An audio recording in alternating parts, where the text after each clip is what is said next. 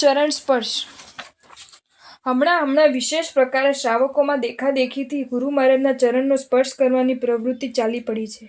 ચરણ સ્પર્શની શાસ્ત્રીયતા અશાસ્ત્રીયતાનો નિર્ણય થવો જરૂરી હોવા છતાં એનો નિર્ણય ન કરી શકાય તો પણ વિવેક ચૂકીને જે રીતે ચરણ સ્પર્શ કરવાની પ્રવૃત્તિ ચાલી પડી છે એ તો અવશ્યમય સુધારો માંગે એવી છે. એમાં બે મત નથી.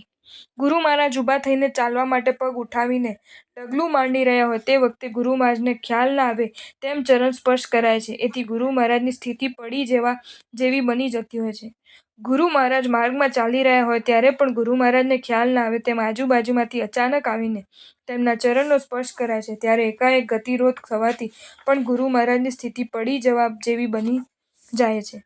ગુરુ મહારાજ સવારમાં ગરમ પાણીનો ઘડો ત્રાંસમાં ઠાલવી રહ્યા હોય તે વખતે ગુરુ મહારાજને ખ્યાલ ના આવે તેમ અચાનક જ તેમના ચરણનો સ્પર્શ કરાય ત્યારે પગ ઉપર જીવજંતુ ચડિયાની આશંકાથી ગુરુ મહારાજ સંભ્રમિત થઈ જાય, હાથમાંથી ઘડો પડીને ફૂટી જાય અને ગરમ પાણીથી પોતે દાઝી જવાના તેમજ અન્ય જીવોની વિરાધના થવાના પ્રસંગો પણ બને. આવા દુઃખદાયક પ્રસંગો ભલે ક્વચિત જ બને તો પણ તેને ઉપેક્ષા કરવા યોગ્ય માની શકાય નહીં. ગુરુ મહારાજ નિંદ્રાધીન હોય ત્યારે પણ આદતને વશ બની તેમના ચરણનો સ્પર્શ કરાય છે. તેથી ગુરુ મહારાજની નિંદ્રાનો ભંગ થાય છે. ગુરુ મહારાજ કૌશગમાં હોય, ધ્યાનમાં હોય કે ચિત્તની એકાગ્રતા પૂર્વક સ્વાધ્યાય કરી રહ્યા હોય ત્યારે પણ તેમના ચરણનો સ્પર્શ કરાય છે. તેથી કૌશગનો, ધ્યાનનો અને ચિત્તની એકાગ્રતાનો ભંગ થાય છે. પુરુષોને ગુરુ મહારાજના ચરણનો સ્પર્શ કરતા જોઈને કેટલીક વાર અજ્ઞાન બાળાઓ પણ ગુરુ મહારાજનું ધ્યાન અન્યત્ર હોય તેવા વખતે અચાનક જ તેમના ચરણનો સ્પર્શ કરી લેવાના પ્રસંગો પણ બનતા હોય છે.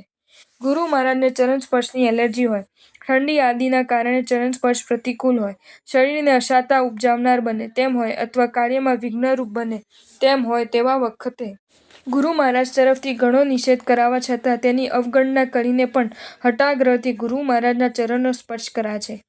વારંવાર બનતા આવા પ્રસંગો ક્યારેક કર્મબંધનું નિમિત્ત પણ બની શકે છે.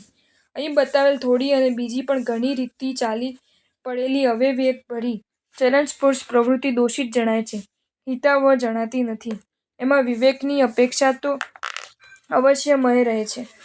પૂજ્ય આચાર્યાદિ ગીતાર્થ ગુરુ ભગવંતો ચરણ સ્પર્શ પદ્ધતિ શાસ્ત્રીય છે કે અશાસ્ત્રીય છે એ નક્કી કરીને એ મુજબ શ્રી સકલ સંઘને માર્ગદર્શન આપે એ જરૂરી છે. જો તે અશાસ્ત્રીય જણાય તો તેને વિના વિલંબે રોકવા અને અશાસ્ત્રીય જણાય તો તેમાંના અવિવેક દોષનું નિવારણ કરી તેને વિવેકપૂર્ણ બનાવવા માટે ઘટતું કરે એ ખૂબ જરૂરી છે.